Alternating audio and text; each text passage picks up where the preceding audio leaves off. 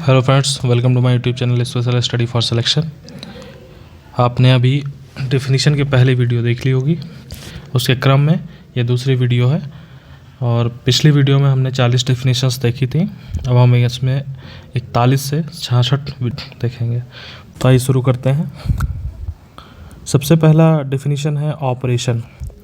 Operation मतलब कोई भी जो काम है या कोई मैन्युफैक्चरिंग यूनिट है जिसमें काम चल रहा होता है तो उसे ऑपरेशन बोलते हैं। ठीक है, कोई भी जैसे कोई मैन्युफैक्चरिंग यूनिट में जो मशीनें हैं वो ऑपरेट कर रही हैं या वैसे तो जो प्रोसेस में है, सीधा सा बात वो है कि in respect of accounts of manufacture and works of transactions. ठीक है, तो जहाँ पे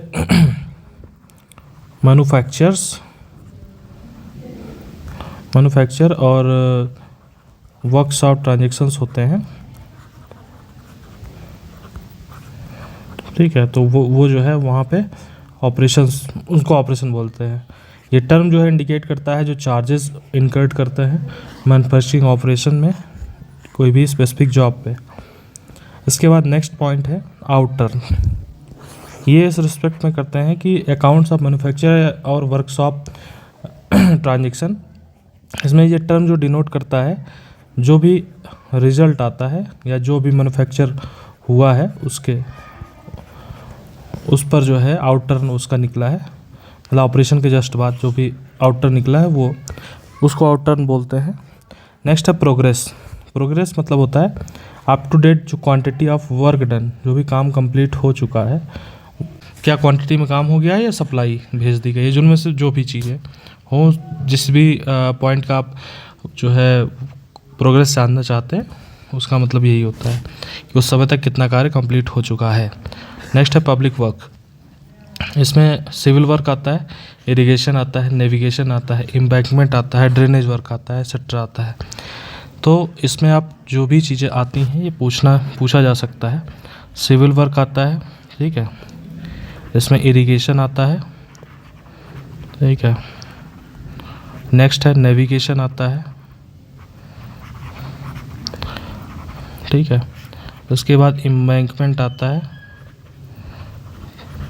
जितने भी नाम इसमें लिखे हैं कम से कम उतने याद रहने चाहिए। ड्रेनेज वर्क आता है। नेक्स्ट है क्वांटिटी।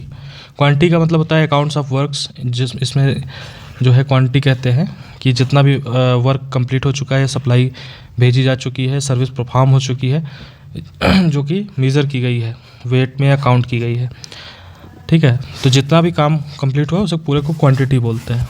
ठीक है, जैसे मान लीजिए कि आपको पूरा एक काम कंप्लीट कर एक घर बनाना था, ठीक है, एक हाउस बनाना था, उसमें आपने जो है 3 रूम कंप्लीट कर लिए, 5 रूम का था, तो अभी क्या क्वांटिटी में काम कंप्लीट हो गया, इसमें 3 रूम कंप्लीट है, तो ये हो गई क्वांटिटी कि इतना काम कंप्लीट हो चुका है। नेक्स्ट है रेट। रेट है जो एस्टिमेट्स लगाए जाते हैं, कॉस्ट एक कॉन्ट्रैक्टर के जो बिल में या वाउचर में लिखे जाते हैं उन रेट होते हैं। रेट का मतलब होता है कंसिडरेशन जो भी अलाउ होता है सभी प्रत्येक यूनिट ऑफ वर्क के लिए। जैसे कोई भी बड़ा काम होता है उसे कई यूनिटों में बांट देते हैं, तो उनके प्रत्येक यूनिट ऑफ वर्क के लिए अलग अलग जो है रेट्स होते हैं। नेक्स्ट है rate of cost. Rate of cost का मतलब होता है कि जो भी टोटल कॉस्ट वर्क, कोई भी काम कम करने में जितना भी काम जो है हुआ है, तो जैसे मान लीजिए कि आपने 5 कमरे बनाने थे, ठीक है, तो 3 हाउसेस बनाए हैं। अब 3 हाउसेस बनाने में आपने मान लीजिए कि 10 लाख रुपए खर्च किए, ठीक है। अब 10 लाख रुपए इसमें खर्च होने के बाद अब आपसे पूछा जाए कि रेट ऑफ कॉस्ट क्या पड़ी, मतलब कि रेट ऑफ कॉस्ट का सीधा मतलब होता है कि एक हाउस यहाँ पे ये होगा कि एक हाउस बनाने में कितना कॉस्ट लगी, तो हम 10 लाख को क्या करेंगे, टोटल क्वांटिटी से डिवाइड कर देंगे, तो जितना भी आएगा 3 लाख समथिंग आएगा, ठीक है। तो मतलब समझाने के लिए हुआ कि रेट ऑफ कॉस्ट का मतलब होता है कि टोटल कॉस्ट जो वर्क में हुआ है काम या सप्लाई, उसको डिवाइड करते हैं इसकी क्वांटिटी से, तो क्या प्राप्त होता है, रेट ऑफ कॉस्ट। ठीक है, इसमें इसको रिप्रेजेंट करते हैं कॉस्ट पर यूनिट के हिसाब से, ठीक है, जो डिवाइड की जाती है up to date final charges से। जब फाइनली सारा कंप्लीट हो जाता है तो उसको जो है फाइनल चार्जेस से डिवाइड करते हैं, तो रेट ऑफ कॉस्ट निकल के आती है। नेक्स्ट है रीअप्रोप्रिएशन। जिसमें ट्रांसफ़र ऑफ फंड्स होते हैं एक प्राइमरी यूनिट से अनदर यूनिट में, मतलब ये आपको याद रखना है हमेशा, प्राइमरी यूनिट। जब भी कभी रीअप्रोप्रिएशन पूछा जाए तो वन प्राइमरी यूनिट से अनदर प्राइमरी यूनिट में जो है जो फंड ट्रांसफ़र किया जाता है, इस प्रोसेस को बोलते हैं रीअप्रोप्रिएशन। ठीक है। नेक्स्ट है रिकवरेबल पेमेंट्स। रिकवरेबल पेमेंट्स होते हैं जो कोई भी पेमेंट टू या फिर उनके बिहाफ पर, कॉन्ट्रैक्टर के बिहाफ पर, जिसकी वैल्यू क्रेडिटेबल होती है। ठीक है। कोई भी काम जो किया है उन्होंने उसको उसके लिए पेमेंट करना है, सप्लाई जो भी दी है उसके लिए। ठीक है। इसमें गवर्नमेंट के लिए मेड गुड टू इक्विवेलेंट उसकी कैश रिकवरी जो है दिखाती है, और शॉर्ट पेमेंट ऑफ ड्यूज होते हैं। नेक्स्ट है रनिंग अकाउंट। रनिंग अकाउंट होता है जिसमें फाइनल पेमेंट से पहले के सारे जो पेमेंट्स होते हैं, फाइनल पेमेंट्स, जो भी फाइनल सेटलमेंट होता है। ठीक है। सेटलमेंट से इससे पहले, ठीक है, इससे पहले के जितने भी पेमेंट्स हैं वो रनिंग अकाउंट में होते हैं, बिफोर।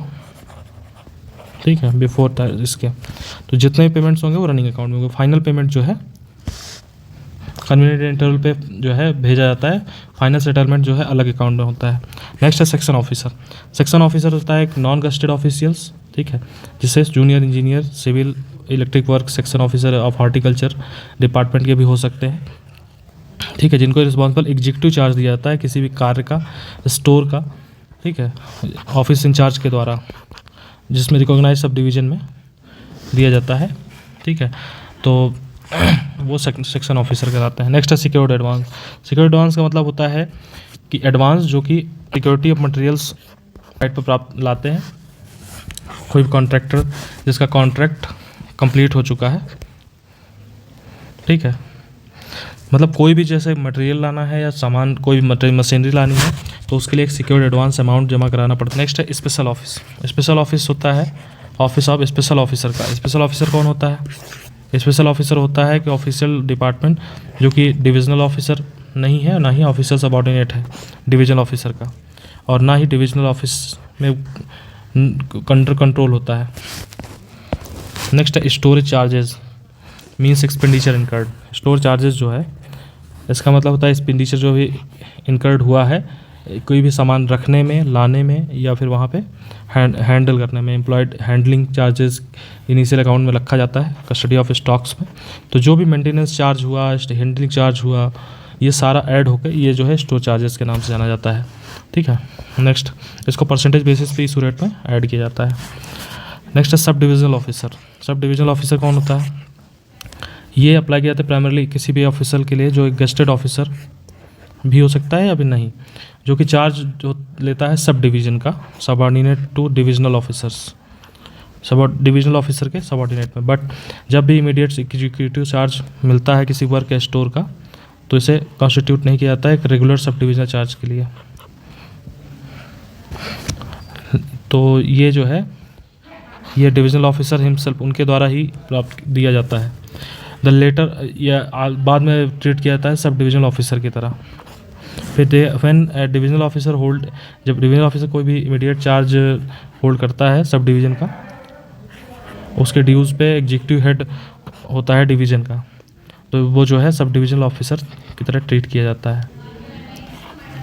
ठीक।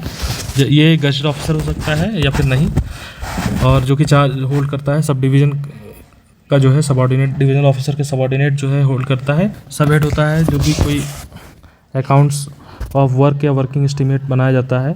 ठीक है। तो उसमें एक सब डिविजन्स में डिस्क्राइब किया जाता है total cost of A work, तो या फिर इसके सब वर्क, मतलब किसी भी वर्क के अलग अलग जो है सब